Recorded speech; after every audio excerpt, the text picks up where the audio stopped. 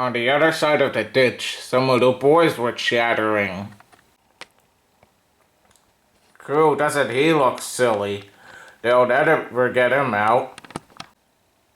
They began to sing. Silly old Gordon fell in the ditch, fell in the ditch, fell in the ditch. Silly old Gordon fell in the ditch on a Monday morning.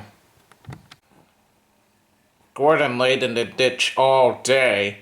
Oh dear, I shall never get out. But that evening, they lifted Gordon. They made a road of sleepers under his wheels to keep him from the mud. Strong ropes were fastened to his back end, and James and Henry, pulling hard, managed to bring him to safety.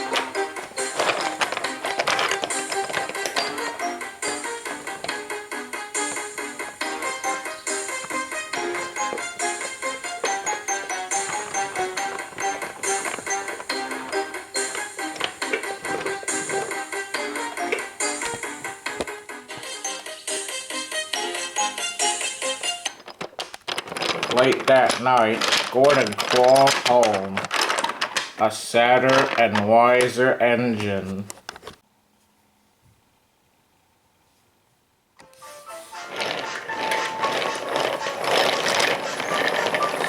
There's a line to a quarry at the end of Thomas's branch. It goes for some distance along the road. Thomas is always just careful to whistle here, in case if anyone was coming. Then Thomas saw a policeman close to the line. Thomas liked policemen. He had been a great friend of the officer who had just retired. "Good morning," he said.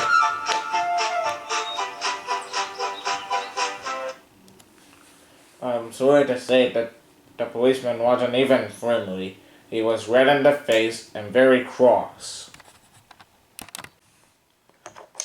Disgraceful! I didn't sleep awake last night. It was so quiet, and now engines come whistling suddenly behind me.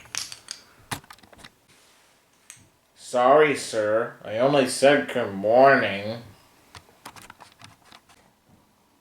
The policeman pointed to Thomas. Where's your cow catchers?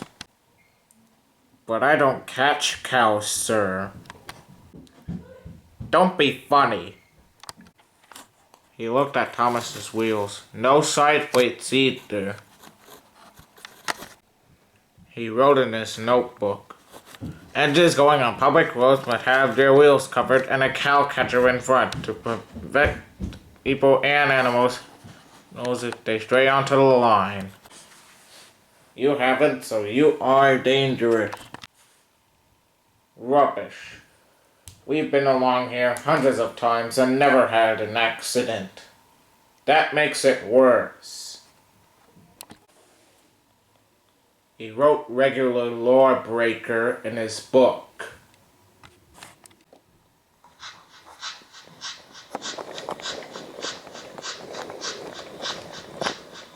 Thomas walked slowly home.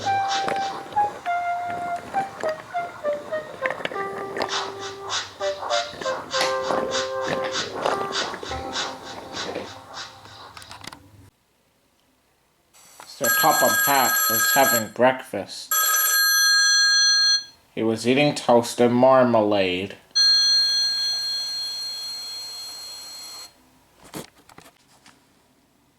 The butler came in.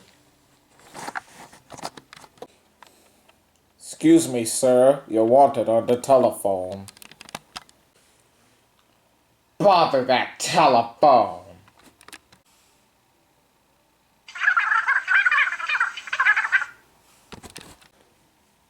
Sorry, Lady Hatt. Thomas is in trouble with the police, and I must go at once. Thomas's driver told Sir Topham Hatt what had happened. Dangerous to the public, indeed. We'll see about that. Sir Topham Hatt spoke to the policeman.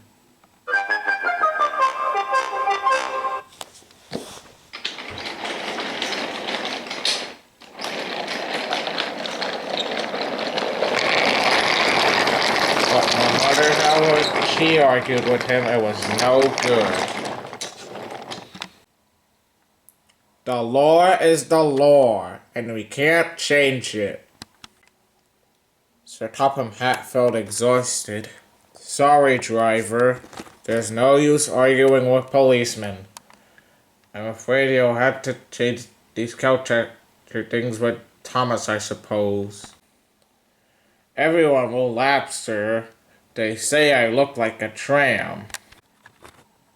Sir Topham Hatt wondered. Then he laughed. Well done, Thomas. Why didn't I think of it before? We want a tram engine. When I was on my holiday, I met a nice little engine called Toby. And this is the story that he told Thomas and his driver and fireman and the policeman.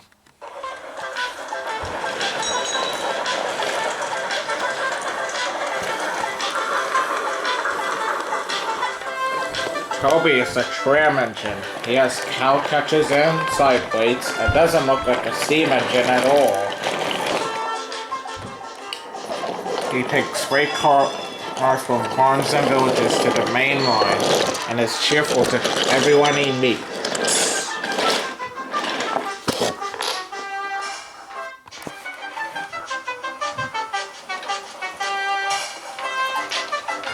He has a coach called Henrietta, who will see better days. It's not fair at all, she grumbles. Remembering when 9 cars with Rattle behind her. Now there are only 3 or 4. But usually their freight is mostly by truck.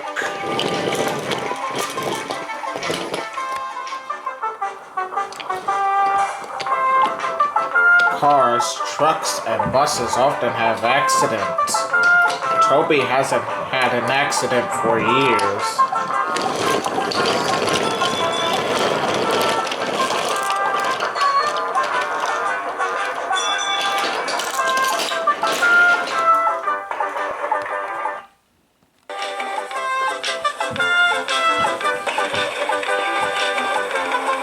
A couple of years later, I met Toby.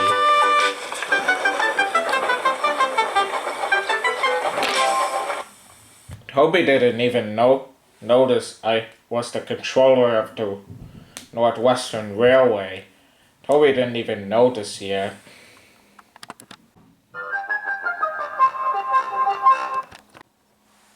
Come on, grandfather. Do look at this engine.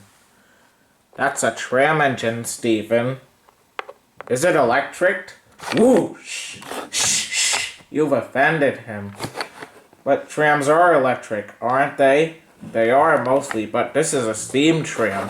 May we go on it, grandfather? Please, stop! They all trammeled into Henrietta.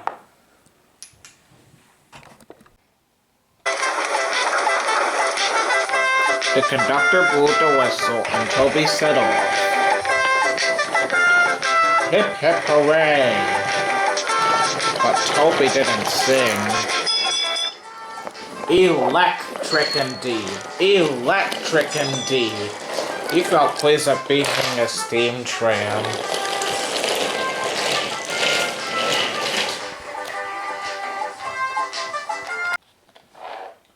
What's your name? Toby, sir. Thank you, Toby, for a very nice ride. Thank you, sir. Toby felt very pleased. This gentleman is a gentleman who knows how to speak to engines.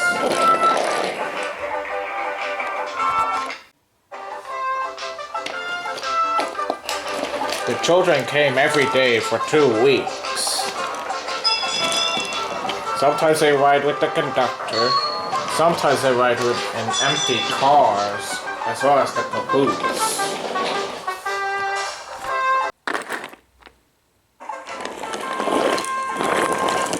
On the last day of all, the driver invited them into his cab. All were sorry when they had to go home. Come back soon. We will. And they waved until Toby was out of sight.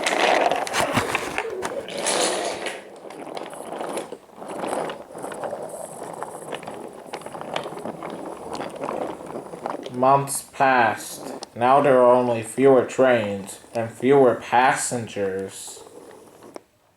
Well, this is it, Toby. Manager says we must close tomorrow. The next day, everyone started laughing. Toby's driver and fireman wished they wouldn't.